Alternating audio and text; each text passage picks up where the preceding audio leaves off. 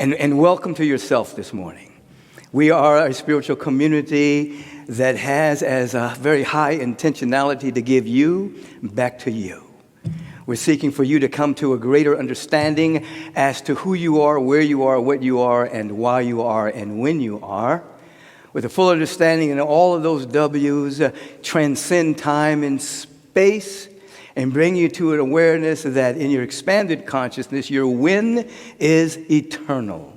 Your why is to reflect and to reveal the cosmos as only you can. The who is you are a direct expression of the what, and the what is the presence. And so we are here for you to come to an understanding of that. We're not seeking to put you in a box of religion or religiosity, but we're seeking to break you out of the box of religiosity and remind you that every single religion with heart is a transformational transportation to an expanded, transcended awareness of the presence of God. So we don't get stuck on the bus. We don't get stuck on the transportation. We stay absolutely aware that we are expanding our awareness and we're using the different modes of transportation, different spiritual technologies, whatever box we're comfortable with at any particular moment called our religion in order to transcend the box itself. To go outside the house of that particular religion and to step into the awareness of the transcendent, that we are one with the power and the presence and the love of God. Our theme of the month has been resolved to evolve because we have discovered and have realized that humanity is at the apex of one form of evolution and in the beginning stages of a new form of evolution, that the old form of evolution was primarily growing through adaptation to circumstances, adjusting to climate and land mass movements and things of that particular nature, constant crisis and emergencies and survival issues. We evolved because we had to. And then we're at the beginning of another stage of evolution, which is called conscious evolution. That we are honing the ability to evolve, not just because there's an emergency, not just because there are crises. And believe you me, there still are on this planet. We do have crisis with our climate. We do have crisis with pollution. We do have crisis with tearing down the rainforest. We do have many, many crises that are systemic to a lot of the different modalities that we seek to bring justice to the planet and things of that particular nature. But notwithstanding that, we're at the stage of our evolution where we can choose to evolve not based on emergencies, not based on crisis. That's called conscious evolution.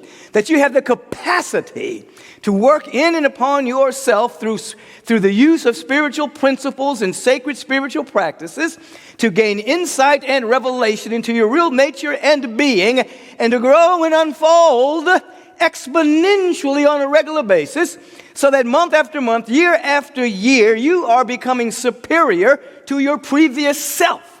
As you are in alignment with that, then you will discover as an individual and as humanity, individuals are not walking on the planet seeking to be superior to other people. They're not allowing that particular projection of their seeming lack of themselves to be projected onto other people and say, oh, I'm superior to those people. No, that disease gets healed when we as individuals begin to work on being superior to who we used to be on a regular basis. So we're constantly setting free the infinite potential that lies within us as a way of living. This is conscious evolution.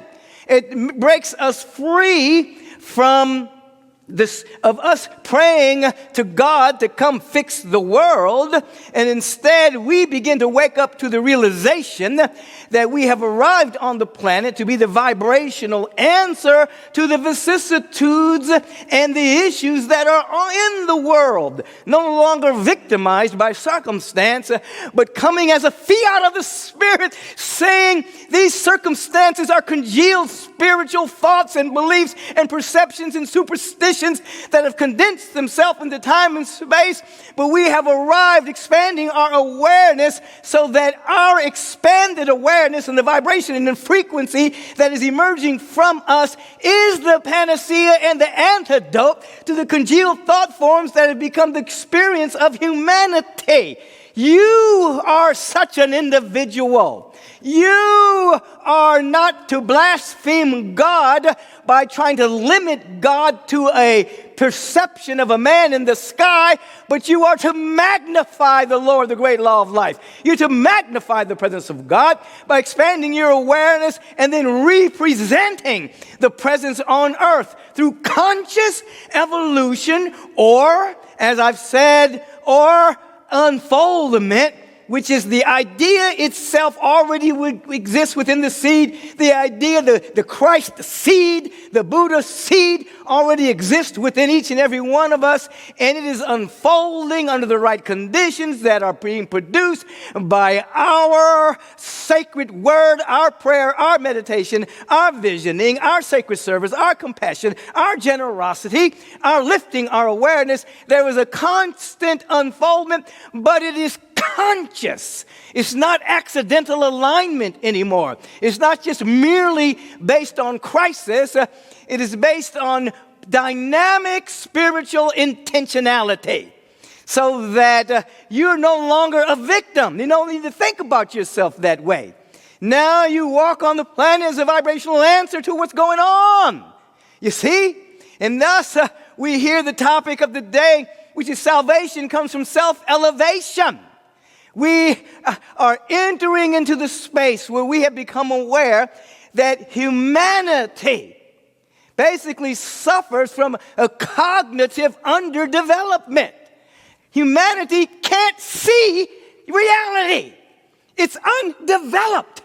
They can only see the coagulated thought forms. Most of humanity can only see the condensation of previously held points of view. So cognitively, we are underdeveloped. We have the capacity to go to higher states of consciousness, expand our awareness, and to behold the presence of God's light and love and beauty everywhere. We have that capacity. And so our inner work, you see, is to activate that capacity so that spiritual astigmatism is healed and we see rightly. Now, humanity is walking in Plato's cave, you see, never going outside and trying to discern reality by staying in the dark. They're walking through reality, trying to solve problems by merely looking at the issues of the condensation of thought forms. It will never work. It can't work. It can only work from a higher state of awareness, you see.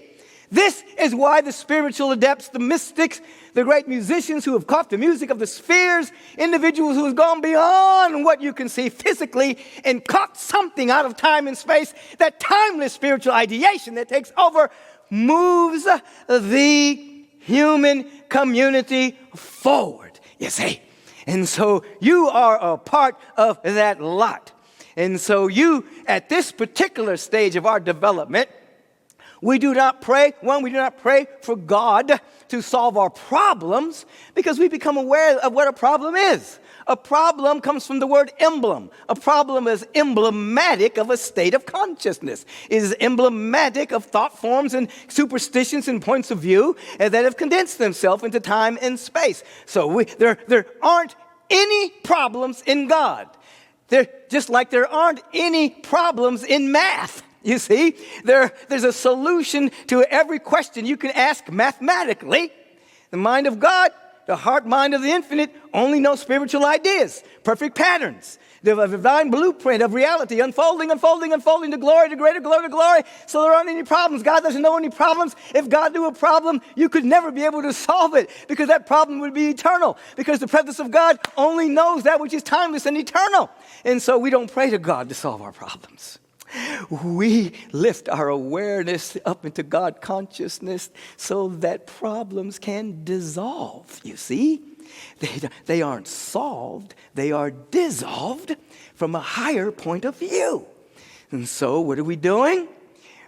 our salvation is in self-elevation. We're lifting our awareness. This is why there is such an emphasis on spiritual practice, such an emphasis on creating a way of living, not just praying a 911 prayer when you're in trouble. Or is it 911? Is that what it's called? Yes. Okay, I forget, Sometimes it's a 411. They used to have that. Do you still have 411s? Where you can call, get information? Okay.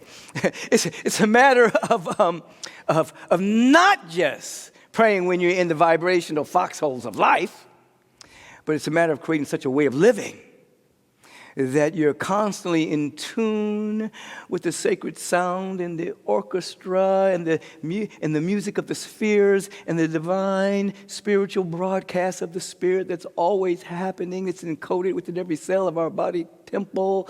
Every organ, action, and function of our body temple has divine music in it. We become available to the eternal broadcast on a regular basis, so we grow from glory to greater glory. We have to come to an awareness that we want to move from experiment to experience, as Goddard would say at some point. We want to experiment on our own life until the inner experiment on our own life becomes our experience and then leads to a perfect spiritual realization. You want to experiment with your life. You want to wake up on a regular basis and instead of saying, God solve this problem, you want to wake up and say, let me see reality. Let me see what's real. Let me see what's really, really real, because my mind is now clouded with an issue. I'm fighting the issue. I'm becoming very articulated about the issue. I can articulate my issue really, really, really good. I can give you the origin of it, where it came from, how it manifested, who brought it to me. But that's all that I'm seeing. You want to experiment with your mind, and you want to say with sincerity, let me see reality. You want to go into the consciousness of lift and shift. You want to lift your vibration with the spiritual technologies of prayer and meditation, etc. And you want to shift your perception. And then you want to have a partner or two. You can just call it your lift and shift partner. And that is, when you call them, you're not calling them to co-sign your negativity. You're not calling them to co-sign your blindness and your spiritual blindness and your inability to see the truth at that moment. You're calling to be lifted and shifted. You're saying, I can't see right now. I'm in a funk. I'm blind to a solution. I'm blind to right answer. I'm blind to seeing an opening here. I'm blind. Don't just repeat back to me what I'm venting to you. Help me lift and shift. The individuals that have graduated from the practitioner training yesterday, they're now entering into the lift and shift consciousness in service. They're now saying in substance, I want to be one of those called out individuals that when people call me, I can help them lift through affirmative prayer. I can help them shift their perception. And so if you wake up and do an experiment just for a few days, just wake up. As I woke up this morning and came to the way of meditation service, there was just a feeling of such gloriousness and such joy, such thanksgiving and such appreciation. And yesterday I was in a bit of a funk. I was going to make a joke, but I'm not going to do it. It wasn't like broadcast anywhere, and people probably couldn't pick it up. But when I woke up this morning, there was just such gratitude and thanksgiving for my life and appreciation. It was just, I just woke up. I just came on the stage and just said, today's a glorious day. The perceptual windows are open. We want to wake up and say, let me see. And then do what you can do to lift your awareness. And that'll shift your perception. Get a lift and shift partner. It could be a practitioner. Yes, it can be. Or it could be somebody that's not going to believe in your BS. belief system. Not going to believe in it temporarily so that they can hold the space for your shift, you see. And so you can get your shift together on a regular basis. So understand where we are in the Ark of History. Now, of course, I'm discounting. I'm not putting the avatars that have walked across the planet, individuals who did not walk lockstep with the prevailing paradigms of their particular time in human history, the innovators, the great mystics. But generally speaking, humanity, as it's been pulled along by such individuals, have been, as I've said, growing primarily through crisis. Growing primarily because they had to, because all of the negativity served as an evolutionary trigger for an individual to change or for a mass of people to change or humanity to change. We're now at the space, and it's interesting that spiritual technology and scientific technology is now coming together in a powerful mystical marriage, as I said earlier, that actually shows what happens when you meditate, what happens when you pray, what's happening when you're communing. Physically, the neurovegetative system changes, your nervous system changes, the coherence of the brain changes, your immune system becomes more balanced, your blood pressure becomes more equalized, you're able to detox at a much faster rate and assimilate your food that you eat. The science is now coming together with the great mystical teachings so that we can actually see that we can consciously evolve. So if, in fact, you say to yourself and begin to lean into the kind of individual you want to be this time next year, you see. It's often said, we just finished watching the sports aspect of the Warriors, defeating Boston in the finals. And, it's always a statement about generally the championship is won in the off season, that whoever does the greatest work in the off season, whoever does, gets their body in shape, does the proper nutrition, does all of proving all of their skills, then when they come into the season, they have a leg up on everyone else because they're not waiting to come back to get in shape. They stay in shape all the time, you see. So your next iteration is one in your downtime. It is one in you leaning into the kind of individual you want to be and begin to see that individual. And now, this is an experiment on yourself, because primarily when you lean into your day, oftentimes you are using the law to try to withstand the blows of life and the things you don't want to experience in life. So your attention is more on what you don't want. I don't want to experience this. I don't want to. I don't want to, And you want to lean into who you want to be. Who do you want to be? Not who do you want those folks not to be, but who do you want to be? And as that vibration becomes strong in you, experiment with it. That vibration becomes strong. I want to be an individual that is strong. I want to be an individual that's compassionate. I want to be an individual that exudes abundance and prosperity. I want to be an individual that's catching divine spiritual insight. I want to be an individual that's generous. You lean into the kind of being you want to be. And let that be the loudest voice in your awareness. Let that be the loud until it becomes the largest frequency. Then, after a while, you won't even care where other people are being or not being. Here's the other thing that prevents. We have a preconceived idea of how we want God to handle our issues. We've already got it laid out. If God would only do this and bring it this way, woo, it'd be all right. So we have this preconceived idea, and that preconceived idea is limiting the infinite and is limiting infinitude that can clear your life in ways that you don't even know exist.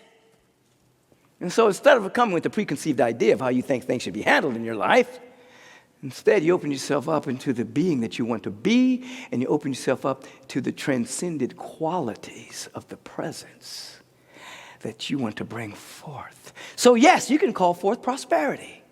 You can call forth abundance. You can call forth affluence. You can call forth opulence. You can call forth health. You can call forth vitality. You can call forth love. You can call forth peace. But you're not going to have a previously conceived idea as to how that's going to manifest and who it's going to manifest to. That's limitation. You're going to say, let me see reality. I'm going to lift and shift my perception. I'm not going to limit the presence with my little ideas to how's it going to happen. No, I'm going to say, bring it on. Let the spiritual chips fall where they may, as Dr. Homer Johnson used to love to say. And then, yes, there will be topsy-turvy as parts of your life that no longer fit the higher frequency that you are now attaining will be shuffled off, but you'll be building your new life on the solid soil of your oneness with the presence rather than on fear, doubt, and worry in the sandy and rocky soil of a sense of separation and living by survival only. You are more than you think you are. You are the substance of reality emerging from eternity with the express faculty to think independent of circumstances. But it takes practice so that our default system becomes, woo! I don't know how this is going to be solved, but I can't wait to see how it's going to happen because I feel it's happening. Yes. Your default system will say, I don't know how it's going to happen, but I feel that something wonderful is happening. It will become a feeling. And then you'll be shocked, surprised, amazed at how limited your mind was to the vast, infinite nature of this Spirit. Bringing, no, not really. We use the words bringing it, but it's already there. You just can't see it. Just can't see it. Just can't see it. Because all you see is the condensation of previously held thought forms that have become condensed as experience in circumstances and situations. Paul said, seeing through a glass darkly. But when we wake up, we see the presence of God face to face.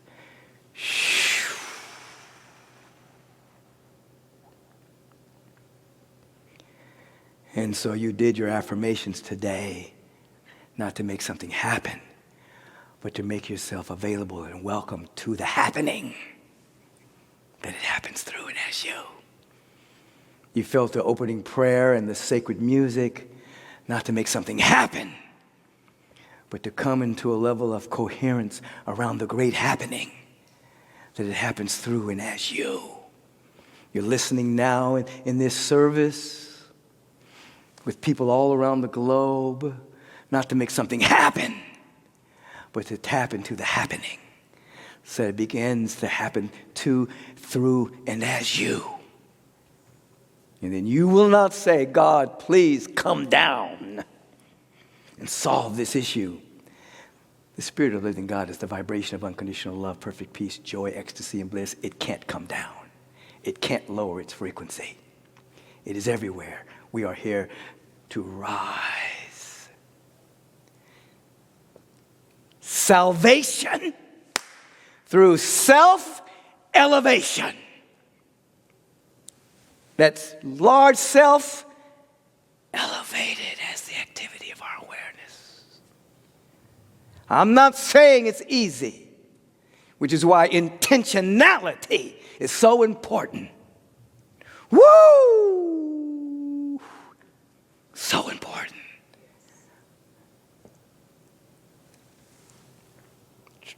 Try an experiment on your own life. Experiment leads to experience. Experience leads to realization. Realization leads to an entirely different way of living based on your being. You shall know the truth, and the truth shall make you free.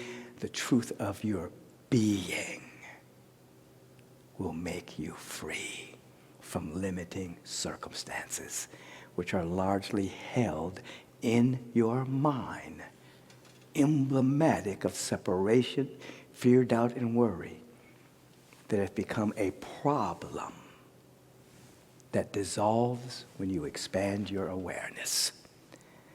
It's about the work, baby. Got to put in the work. Downtime. Even in your daydreaming. When you have that built-in, I'm going to stop. We all have a built-in intentionality. We all have built-in intentionality. Flower has a built-in intentionality. A tree has a built-in, everything has a built-in intention. You have a built-in intentionality. The difference between you and a flower is that you have to consciously embrace it. So when you embrace your built-in intentionality, even when it looks like you're not doing anything, it's like, oh, I'm just watching a little TV. Oh, I'm just eating dinner. Oh, I'm just washing dishes. I'm just sitting and just kind of daydreaming. That built-in intentionality will still be operating and bring to you insights like little birds bringing to you a flower of peace amidst the ruffled ocean of human consciousness. Shoo, shoo, shoo. I'm telling you what I know. I'm telling you what I know. Woo! Glorious! Don't be afraid to announce your glorious nature. It's not going to be popular all the time with people commiserating around negativity. Who cares about popularity? Glorify the nature of God. Lift and shift your perception. Bring heaven to earth now. Feel it in your bones. Please, it's necessary. Let's turn within at this moment. Come with me. We used to say, we'd go into these states and we'd go into an altered state of consciousness. But today we want to just say, you know what? This is our real state. It's a state of sanity. When we're in fear, doubt, and worry, that's the altered state. Our mind has been altered, hijacked. We've been bamboozled. No, our real state is sanity, love,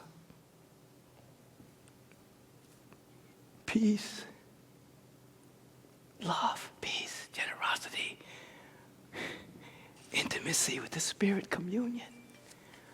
Oh, infinite Spirit. We come today with such gratitude and such thanksgiving and such dynamic appreciation at the great power, the great presence, and the great love. Woo! That's everywhere.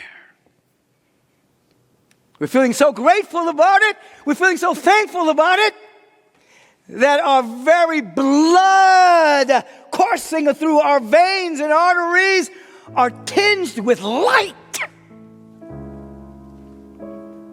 We're lit up from within.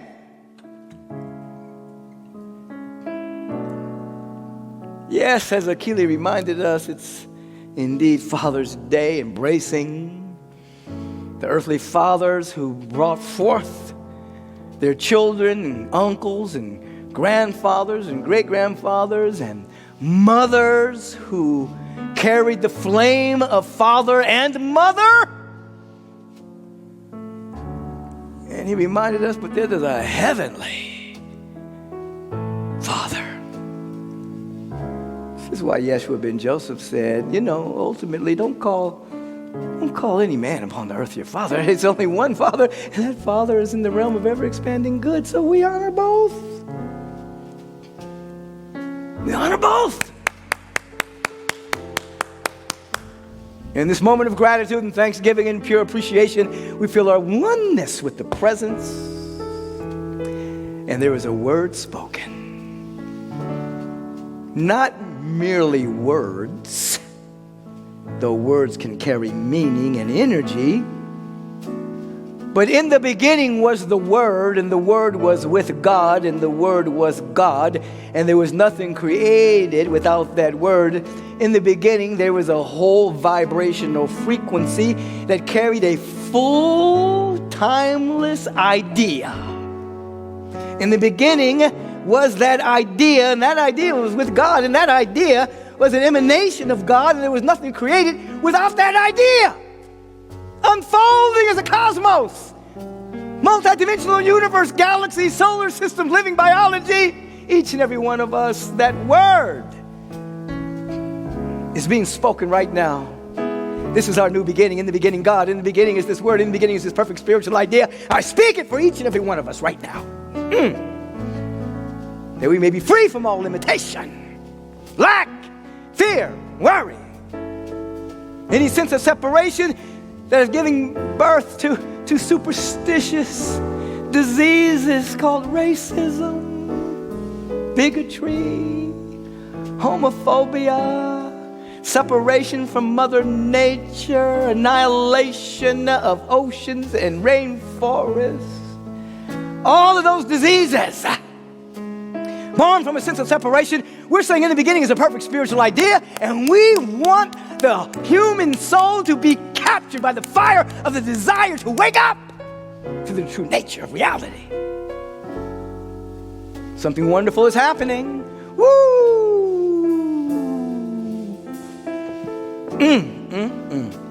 I feel it in my bones.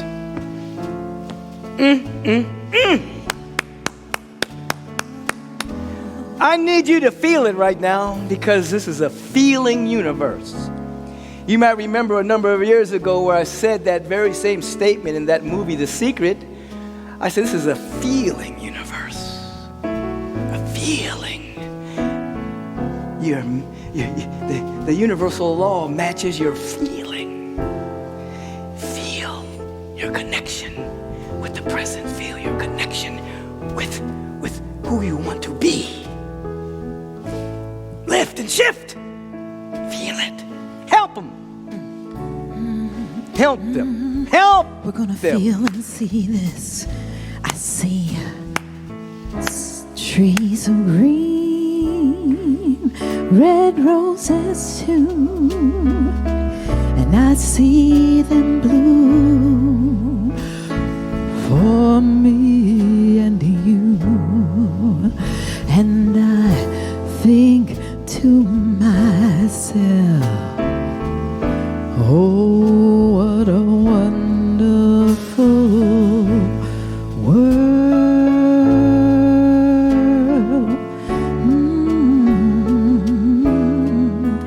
I see skies of blue, clouds of white, the bright blessed day, the dark sacred night.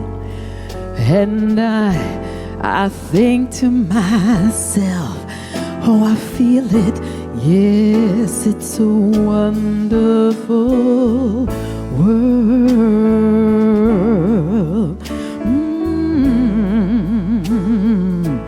Well, the colors of the rainbow, they're so pretty in the sky, and they are also on the faces of all the people going by. Now I see friends shaking hands, saying, how do you do? They're really saying, I love you. I hear babies cry, oh yes, and I watch them grow. Oh, they'll learn much more than you and I will ever know. And I think to myself, oh, what a wonderful world.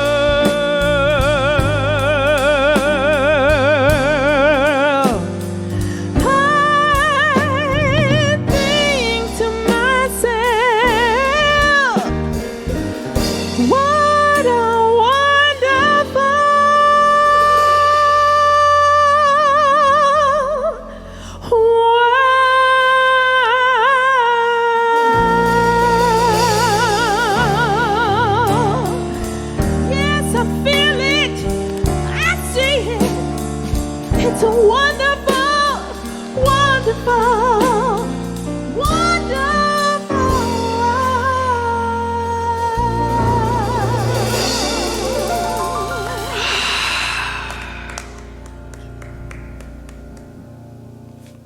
you feel into the vibration of that song. You hear, there will be trials and tribulations in the world as it appears to be. But be of good cheer, for I have overcome the world. I'm not in that world. It's a wonderful world. It's a beautiful spiritual idea cascading out of no thing to become the very somethingness of existence. It's a beautiful world. We have to see it. We have to feel it. We have to live from it. We have to be it.